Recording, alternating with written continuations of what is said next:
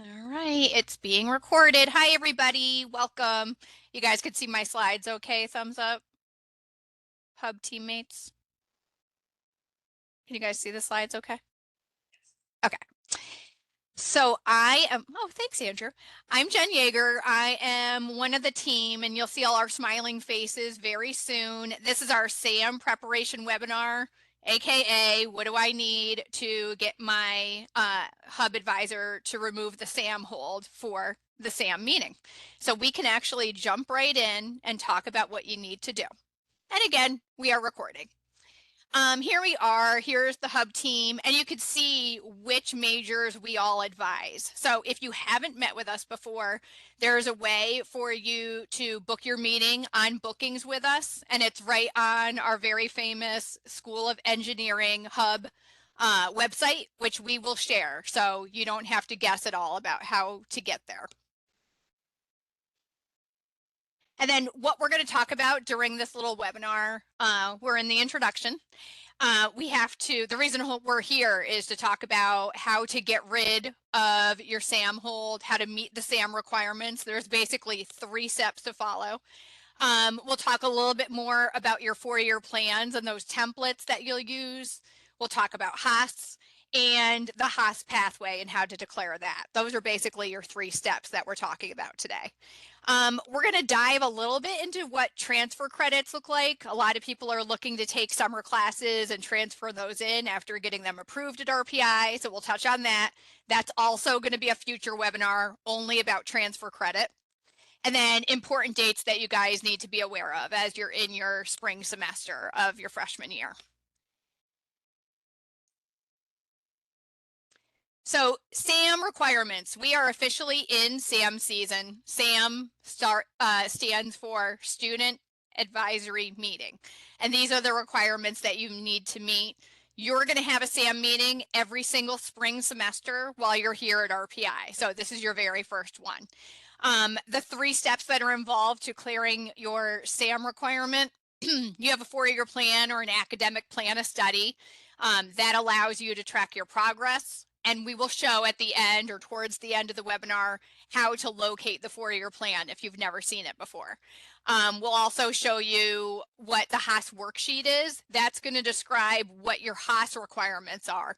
All engineers have to take 20 credits of HAAS requirements. So we'll break that down. And then you have to declare your HAAS pathway. Again, we'll show you what that looks like and how to do that. Looks like a lot, really not at all. Very simple steps for you. Something I didn't mention, other advisors in the SOE hub, I am not offended if you guys are like, hey, Jen, don't forget this. Like, really, feel free to go crazy with the info. 4-year plan. Kim later will show us what it looks like when you're on the School of Engineering First Year Advisement Hub website and how to get your 4-year plan. This is like the basic template. You're going to download it to be able to make changes because when you're using your 4-year plan, we don't want to see the main template. We want to see what you've done, your transfer credit. We want to see the classes you took and what order you took them. So you are going to download to make those changes and make it look like Joe Schmo's 4-year plan, not just the template. You're going to base your major off of what tab you see, and that'll be a little bit more clear when you look at the 4-year plan. And then you can utilize the blank tab. A lot of undeclared engineers will do this, dual majors, creating your own plan. And I'm going to dial back what I just said. Ignore what I said about undeclared engineers, because at this point, you guys are declaring your major. So you're going to look at the MECI plan if you declare for MECI. You're going to look at the nuke plan if you're declaring for nuke. So really that blank tab is for like duals or create your own plan within 3 years or something to that effect. And then this is a little bit more of the view of when you look at the tabs per major. So in this case, this is the biomedical engineering tab, and this is the 4-year plan. This will be different depending on what your major is. And then here's the HAAS worksheet, which you'll also hear a lot about. We want you to fill this out and send it back to us so we know that you know what your Haas requirements are. This entails everything that you need to meet your Haas requirements. And honestly, you are planning and assuming that you're going to be taking certain classes. You will change this, and that's okay.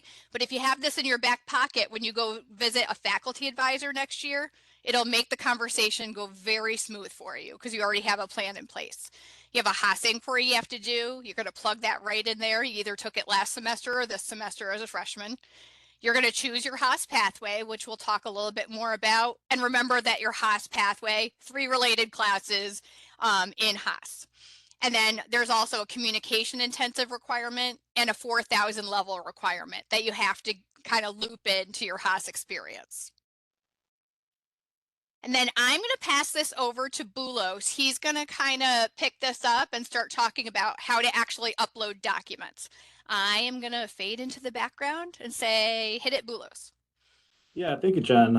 So yeah, every advisor kind of does things a little bit differently, just based off of their caseload and just based off the nature of the major and all of their SAM meetings. But the majority of us are going to be using a form where you can submit all of your documents, where we could easily review it for when we meet one-on-one or in a group setting, whichever works for all of you.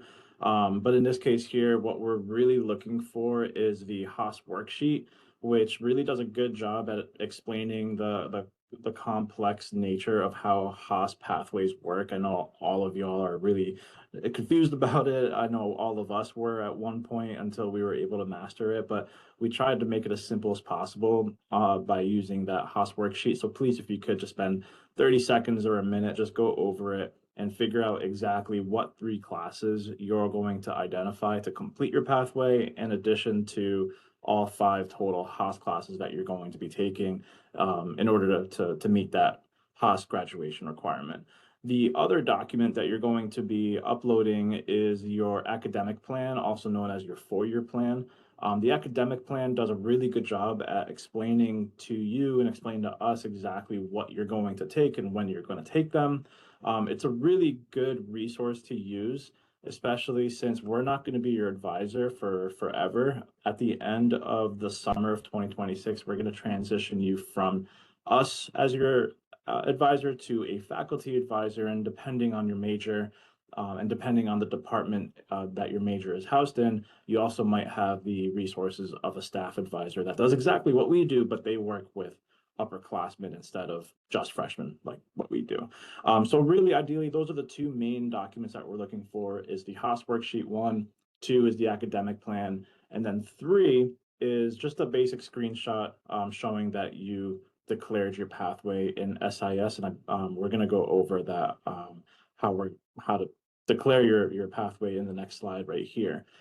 So with the new SIS, it's a little bit new and different for everybody, so it's a little awkward for every one of us to kind of figure out exactly what and where everything is.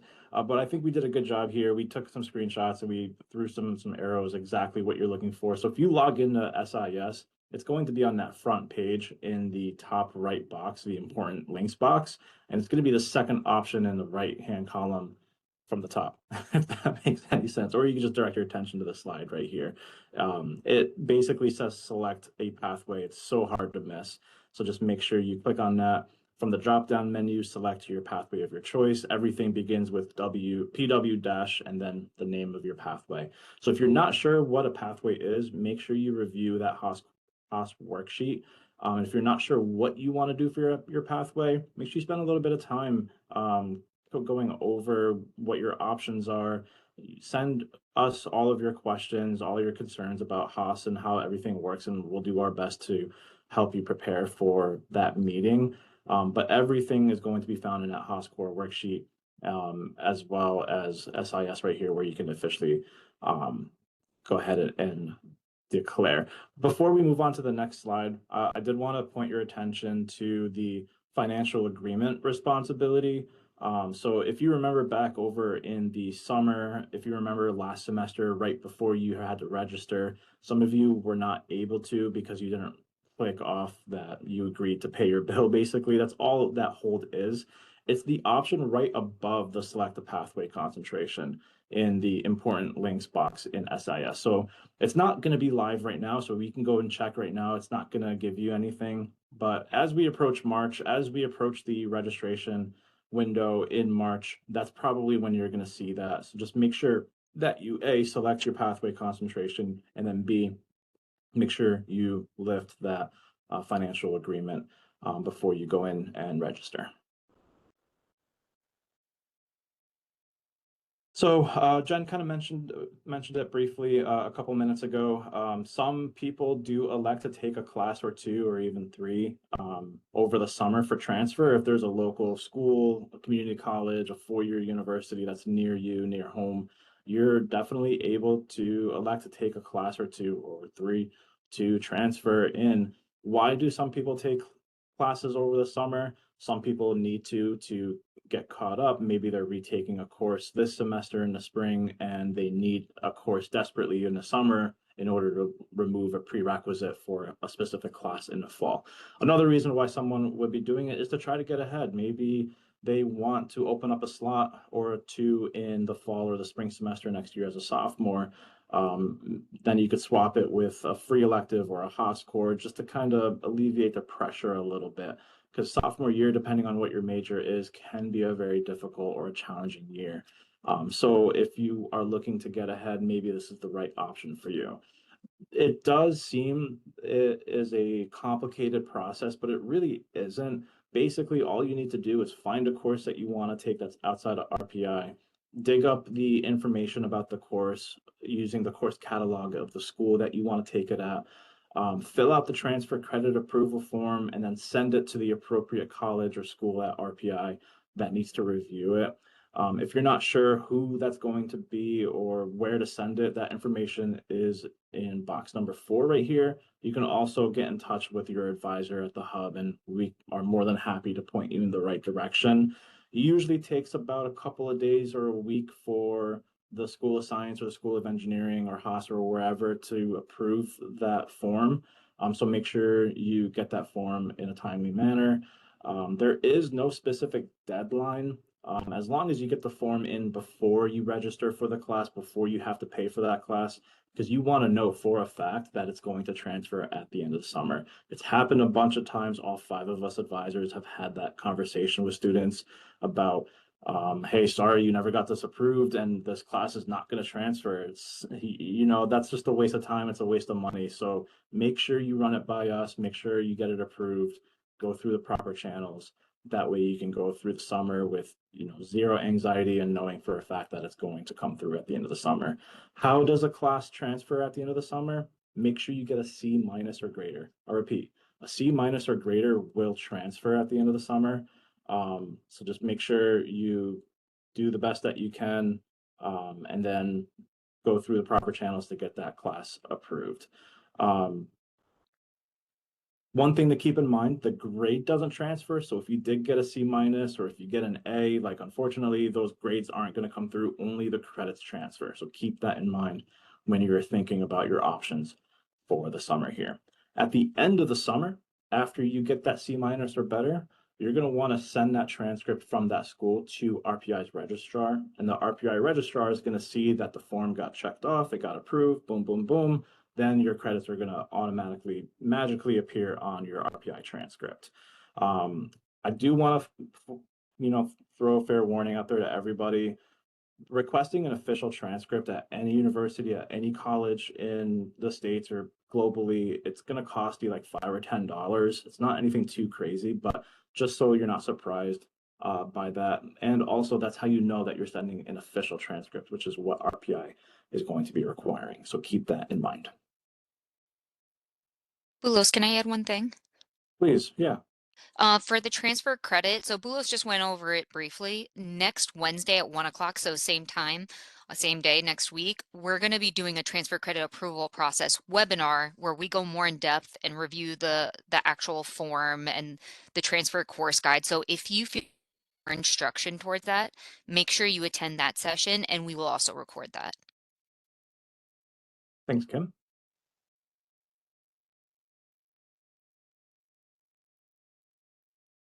So if you're taking a course over the summer, and it's a prerequisite for a course that you have to register for in the fall semester, obviously, if the timeline doesn't really line up, you're registering for that class in March, but you're not taking the prerequisite course in summer. So what do? You're gonna need to you're gonna need to request an override from the specific professor or instructor of that class that you're gonna be taking in the fall. And it's a very simple email that you could send to that professor, but make sure you do it in a timely fashion. Don't be waiting until the end of the summer. Don't be waiting until way after the registration window has closed. Make sure you do that during the registration window or before. That way they are prepared. How do you request an override? When you email the professor, make sure you're giving them a reason. So let them know that you're taking the prerequisite course over the summer. Make sure you include your name and your RIN number so they can easily identify you and get you that override. But also identify the class as well. So the name of the course, the course code, the CRN, that 5-digit number code that you see in Quacks or when you go to register. Make sure all of that information is in the email so the professor doesn't have to do any extra work, because we know professors here won't do that extra work if you don't give them all the information that they need. Some professors are not going to allow you to register without proof of passing the prerequisite first, which is completely fair if you think about it. So you're probably going to need to show them an unofficial transcript. You don't have to spend an extra $5 or $10 for it, but just show them that you did pass the course at the end of the summer, and then they will grant you that override.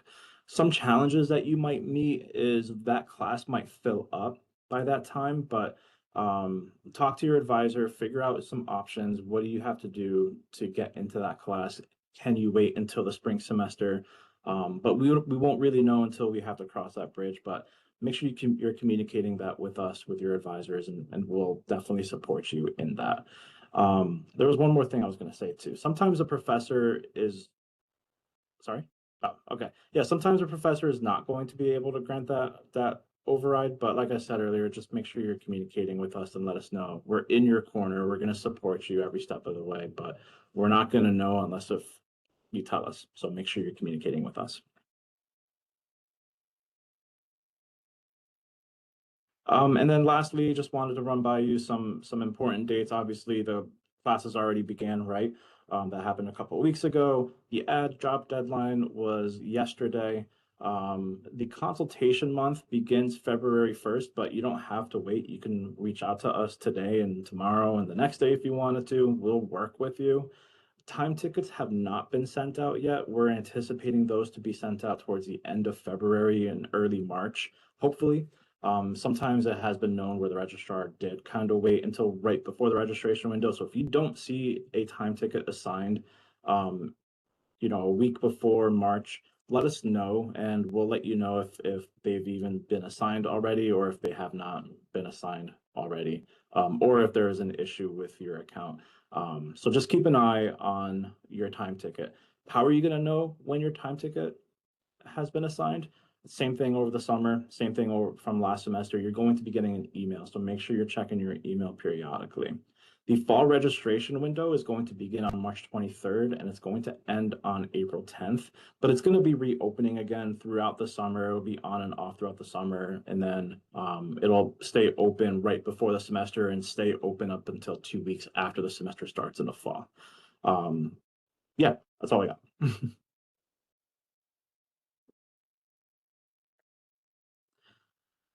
Yeah, so make sure you are communicating with us. If you need to drop in, we do drop-ins Monday through Thursdays from 2 to 4. You can also schedule appointments with us Monday through Friday. If you're not sure how to schedule appointments, just go to our website. Literally every resource that we have is on our website, from links to folders, files, information, FAQs. Generally, if we're not sure how to answer your question, I think we do a really good job at it. I think we do the best job at it on campus. Like, we will work with you to find out what that information is or what that answer is to your question if we don't know. So if you're not really sure who to ask or where to go, just let us know, and we will support you every step of the way from there. Thanks, Bulos. This is Thank a you, really good Jen. segue because Kim Loring's going to take over and she's going to go live on the website and show you about our magical website and where you find all the resources you're going to need. So I can stop sharing so Kim can do that. Thanks, Jen. All right, this won't be too long, guys, but and then we'll open it up for questions. So can everyone see the Hub website? I think good. Thank you for the thumbs up, guys. So at this point, you're again probably tired of us talking about the Hub website, but it's where everything is. So if you Google SOE Hub RPI, we pop right up, first option. And right now, I'm going to still click Class of 2029. And we're going to scroll down to the resources. They are up here too, but I like this area under registration. There's a drop down that says literally, how do I prepare for my required SAM? So click on that. Everyone should have gotten an email directly from their hub advisor about the process they want, whether they want it submitted via form or email. So make sure you pay attention to that email. If you missed it, go check back within the last week or two. You should have gotten something. But this will go over the process not the process, the forms that you will need for the SAM. So all the advisors require the plan of study, whether it's 4 years or if you're graduating early, whatever it may be. So you'll have that plan, the Haas worksheet, and then the screenshot of the pathway concentration.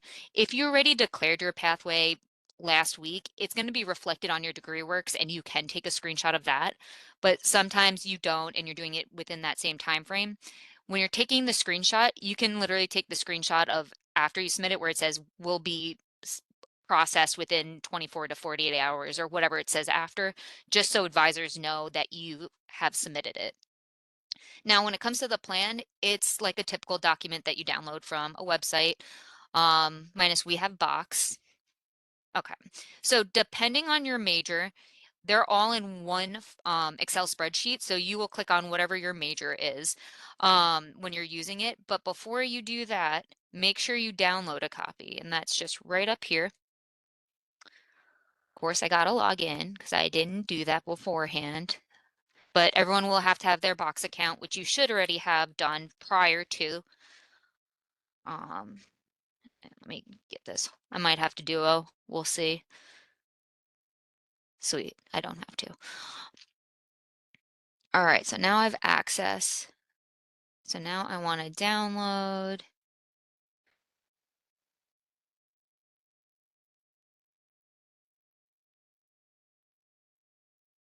And enable edit. And at this point, say you're an electrical, you can delete all the rest of these tabs on the bottom if you want. And this is going to give you the exact template. If you go to the course catalog for your year, it's exactly the same. And we did that on purpose because the work's been done for you. Now, obviously, if you've changed some things around and you ended up taking physics 1 first and now you're doing intro to ECSE in the spring, you can flip those. That's fine. It's literally, you can just hit Control C and then Control V and it pastes it right in there. And then we also already updated the cells, so it will calculate. So really what we are looking for as advisors is, did you update your first year of the classes you took? Did you update your AP and IB or transfer credit? Great. Summer classes. If you're intending to take summer classes, just put it down there just so we're aware that you're tracking it. And then ideally your plan for fall. Now, if you're like, I'm still figuring out Haas, I want to talk more at my meeting. I think this is the route I want to do. I'll do the Haas worksheet, but I want to just double check everything. That's fine. If you're like, I don't know what to do with all these free electives, leave them as free electives and talk to your advisor about it. Most of us don't really we're not really focused on your third and fourth year. We're more focused on your first 2 years because after this coming summer in the fall, we're transitioning you over to faculty advisors and you'll be able to have those conversations more in depth with them. Sometimes with free electives, you might want to take more advanced engineering classes. You might decide to do research for credit and it meets that criteria. It really depends on the person and you might not know that now and that's totally fine. But the whole purpose is just to have a 4-year plan so you know eventually that needs to be completed. And then on the left side, we typically put little notes or lab options on the side. So depending on your major, it's going to look a little bit different because there's different requirements for all of them. So be sure to pay attention to that. The one thing I will say on here that we don't have versus the catalog is the catalog actually lists out the prerequisites or co-requisites, versus we don't have that here. So I know with my students in the past, sometimes people switch around classes and they switch them to semesters where they're not available because it's a spring only or a fall only. So if you do want to change those things around, be sure to cross-reference this plan with the course catalog, which I will pull up the course catalog just in case people haven't seen it yet. But you want to cross-reference that because you might come to our meeting and we might be like, well, this isn't a viable plan because the classes aren't available and you're not meeting prereqs. So be sure to do your research if you want to change anything. If you're fine with the general template and you can update it as you go, we're completely fine with that. So that's all I'm going to say about that. Make sure you save a copy. You will reference this every year, so just keep it in a safe place. Okay, did too much. Let me go back. Oh, let me go back to my hub. Okay. Can I add to that too? Oh yeah, please do. Okay, I'm Karen, just in case you guys can't see me, but I wanted to say I have not sent out an email to my advisees as of yet, just because I wanted to include this recording in my communication. So if you didn't get an email from me, it's because it didn't happen yet, but it will. Also, there are a lot of students that met with us during the fall semester, and I know that I used it as a practice to actually start the plan of study with those students. So if you already received a plan of student, namely from me, or plan of study from me, you can use that and add to it to actually build onto your plan of study. And then you're going to share it in the document that I provide in the email. As Kim said, and Jen and Bulos, we're not looking for perfection. We just want you to kind of understand your curricular requirements because we are not going to be with you next year, and we want to make sure that we set you up for success. So that's ultimately the goal with all of this. And I know we had some questions that are in the chat, and if you have questions, feel free to write them in the chat because we're going to address those. But that's kind of what the bigger thing is. Now, everything is subject to change. You're in your first year. So being able to modify your plan is ultimately also what we're looking for because we want to make sure that just because a class wasn't offered or it filled up and you have to move things around, we want to make sure that you're okay with doing that. So if you have questions during the SAM meeting about those things, make sure you bring them up with your advisor. Now, the other thing that we also deal with often are minors. If you're thinking about doing a minor, bring it up to your advisor. If you don't know where to get started with that, we can help you with the process and actually incorporate that into your plan as well. So all of these are options and we're here to support you, but we do want you to do a little legwork in the beginning just because a half an hour is a lot. It's a condensed period to cover a lot of information. So by you coming prepared to these meetings, it gives us more of an opportunity to have a bigger conversation about what your goals are. Thanks, Karen. Appreciate that. Sorry for spreading misinformation. That was my bad. Um, Not at all. No, it was just me because I was deliberately waiting. But if you do you guys want to start the questions? I know that we had a question about the Haas worksheet with duals. I was Um, gonna jump to the course catalog really quick, and then for it. we can jump back to Haas if that's okay. Absolutely. Okay, cool. So course catalog, I personally have mine saved up here. Um, I recommend everyone do this just so it makes it as a quick, easy reference for yourself because you're going to use the catalog throughout your time here. Um, if you honestly, if you go to Google again, RPI course catalog. Now be careful with this. So course catalog, let's see what pops up because sometimes the improper year comes up. Okay, this one comes up with your year, which is 25, 26. Sometimes it will automatically go down to 2010, 2011. Whenever you do, just make sure you're in the 25, 26 catalog, however it shows up. Now, when it comes to programs and everything, depending on your degree, I like to list it out this way. So I typically advise aeronautical aerospace, so mine are the top two and why they're highlighted.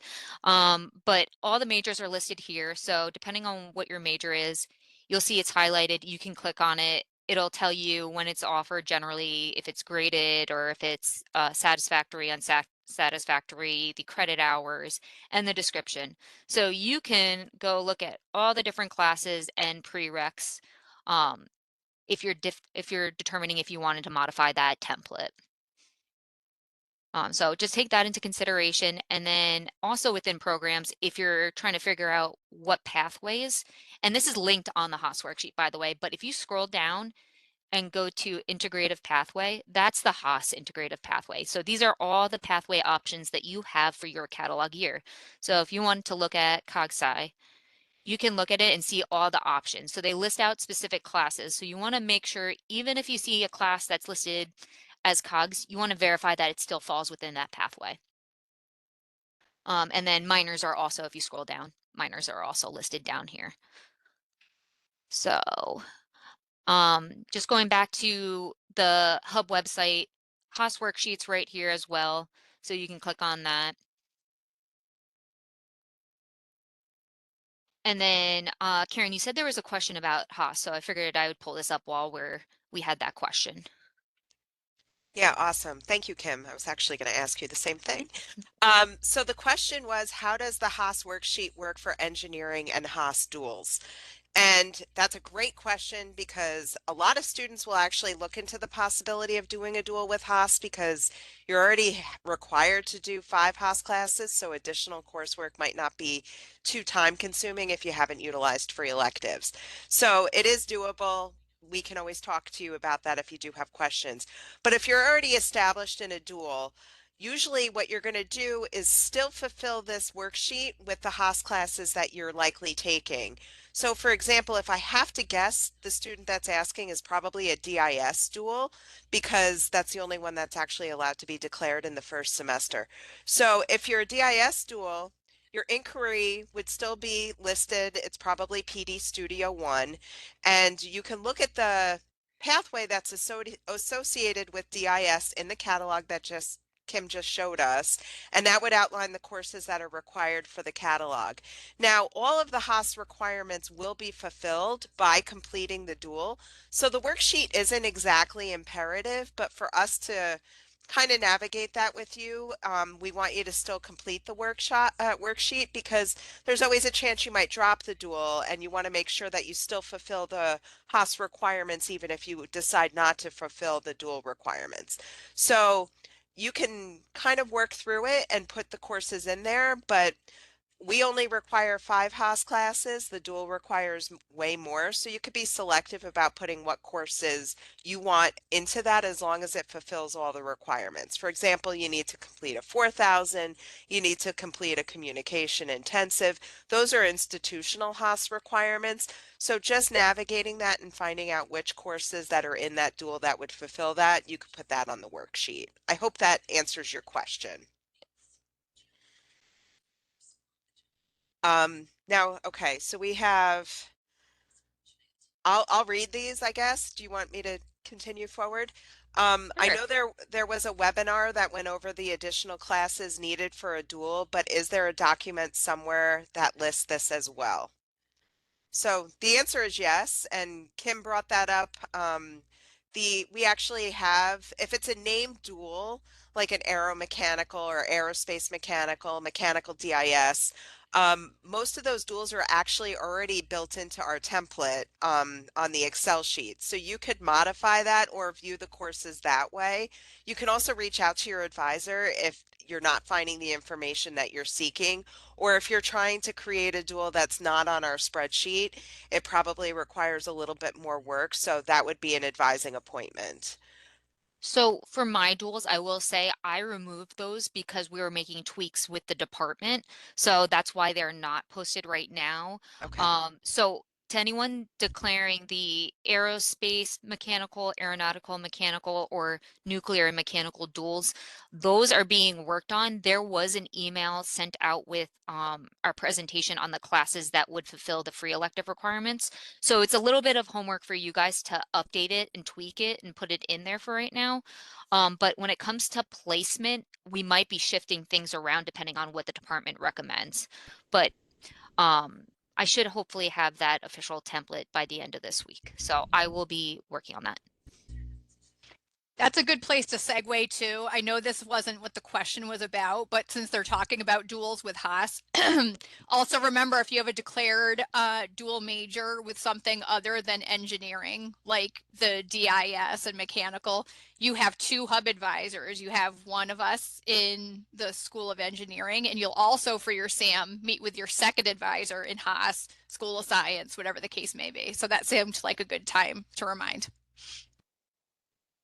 Good points, both of you. And we have another question on here as well. So any questions that are confusing or something, follow up with your advisor because as you're going to notice, we all do things a little different in the hub because we're based off of majors and every major department in the School of Engineering functions a little different. So we align with their ideals and criteria as well. So definitely follow up with us if you do have those questions. Now, on the class of 2029 templates, there are Arch Summer at RPI courses listed in every major. This is a great question because this is something that's changing. My understanding is that Arch Summer is no longer required for the class of 2028 and above. Can this be explained? Yes. There is definitely a shift in the Arch requirements. The summer requirements are now being more flexible where students get to choose their away semester. Previously, students had to choose fall or spring. Now they have the option to choose fall, spring, or summer. And if you choose summer as your away semester, which generally you're away anyway, you will not be required to do courses on campus during that summer semester. That does not mean that Arch is going away entirely. I want to make that very clear. There's two requirements that need to be fulfilled.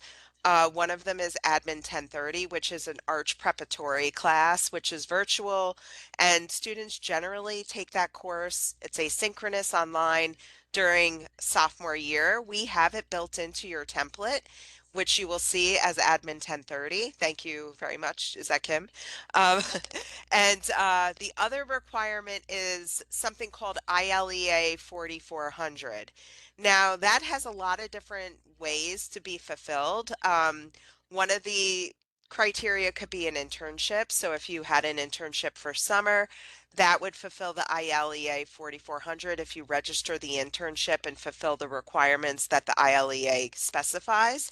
We also give students the opportunity to do a like free experience where you get to choose your own and develop. It's called a self-learning or self-development. You could do undergrad research, you could do study abroad. There's lots of different options, but both of those requirements, regardless of when you do them, need to be fulfilled before you graduate. So summer classes are still going to be an option for students if they want to fulfill the summer part, but you will have to do an away semester in fall or spring, like the traditional Arch format. But like I said, a lot of students really were trying to avoid summer classes, and now they have that option by choosing summer as the away semester. I hope that clarifies things. We left it on the template because all of us is still um, developing. So we're still getting updates on the criteria. And because summer isn't going away, we wanted to offer students suggested courses of what they could take if they wanted to do the summer semester. So that's why it's on our template. It probably will remain as such for a little while until we can assess what the goals are for the Arch requirements overall. And okay, we have another question. Can we avoid taking PD Tech Issues and Solutions? That is a required course for School of Engineering students. It's part of the professional development portfolio. However, there are alternative courses that you can take. They are 4,000 level courses in Haas that are specified as PD2 alternatives. And you could see that in QUACs, you could see that in CIS. But a lot of times we recommend students just take the traditional STSO 4100 because unless you have extenuating circumstances, taking a 4-credit course for a 2-credit requirement doesn't really make a ton of sense, but it is a valid point to discuss it with your advisor if you have a lot of fragmented transfer courses, 3-credit transfer courses in Haas. Those would be reasons to seek out an alternative for the PD2 option, or PD Tech Issues and Up. It used to be called PD2.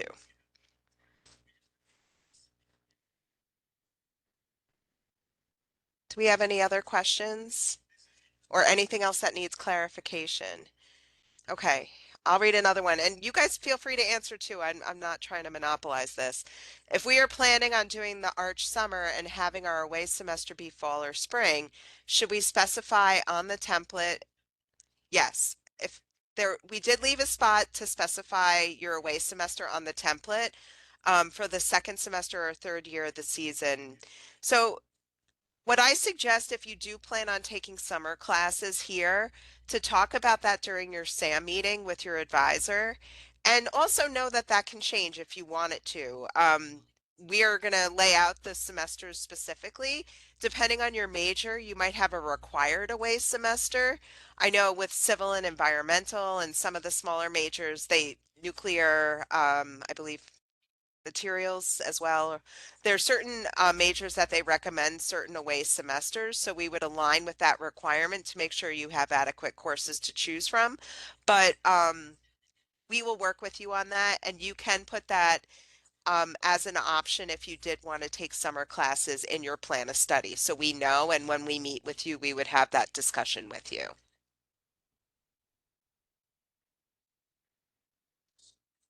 You're welcome.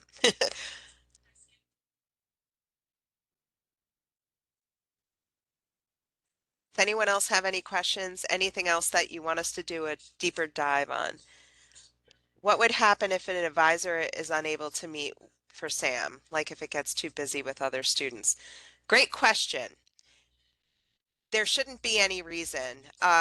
If you schedule your SAM meeting now, you could schedule it for March 10th. It doesn't matter. You can schedule far out. If you schedule your meeting now, there would be no reason for us not to be able to meet with you. We are definitely, I mean, we're humans and we take time off as well. And, you know, there's some advisors that might not be available during certain windows. So we encourage you to schedule your meeting as soon as possible and then just make sure that you're ready during that time frame. You don't have to schedule it for tomorrow. You could schedule, like I said, as far out. The goal is to make sure that you have your SAM hold cleared before you register for your classes.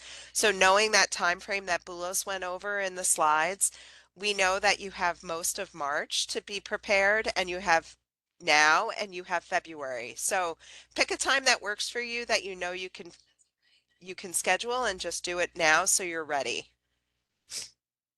And if your advisor has said that they're doing group advisement, which some of us are, then you could jump on a group advisement meeting if you were in dire straits and couldn't do a one-on-one SAM.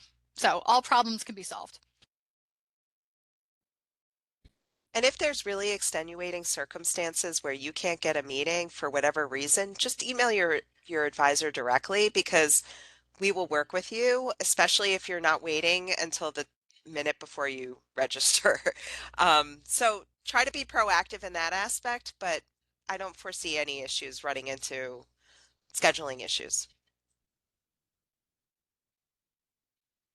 I would also say there was like a question about just about meeting with your advisor. I know we just kind of mentioned it, but like there's no one's stopping you from booking a meeting with us tomorrow or Friday. Like do it sooner rather than later. Don't wait, because I can tell you right now, like for me, like I'll have appointments all day, all 5 days of the week. When it comes closer to the registration window, I know all the other advisors will too. So don't wait. Just do it. Just do it now and get it over with. It's literally a 15-minute conversation not even. So just do it, and you don't have to worry about getting it taken care of closer to the registration window.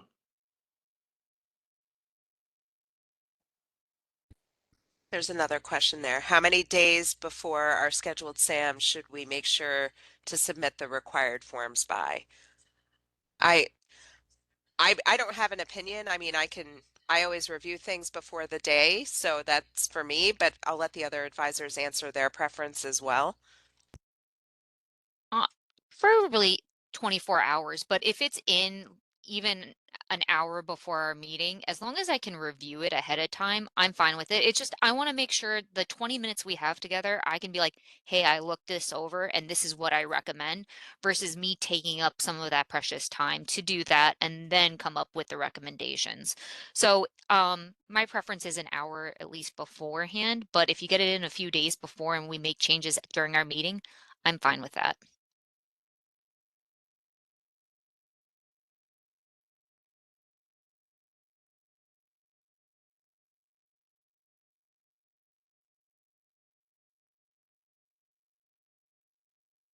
Any other questions?